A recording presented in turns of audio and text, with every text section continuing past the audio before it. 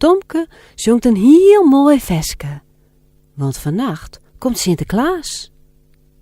Zou hij wel een pakje krijgen uit de zak van Pieter Baas? Tomke roept: Ik zet mijn skonsje. Romke blaft: Dat wil ik ook. en hij draaft hut naar zijn kworken, neemt zijn kleedje in de bek. Sjoch, ik had 2 grauwe wortels, laak het blier Cornelia. 1 in het skonsje, 1 op het kleedje, want die moet het hinderen. Het is nacht en al heel tjuster.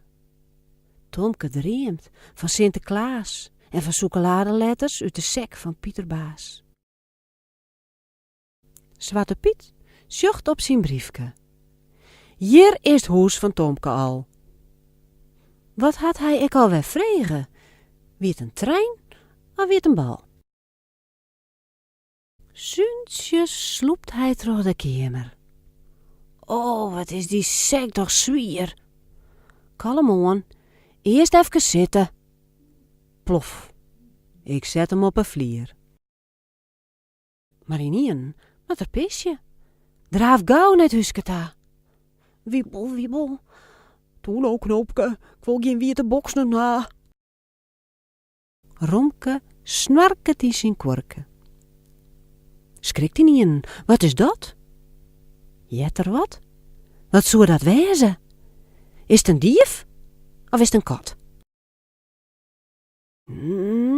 Wat roek ik?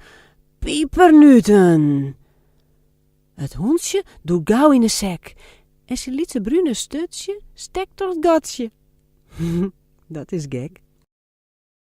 Zwarte Piet is kleer met pisje. Zo, hij neemt de zak weer mee.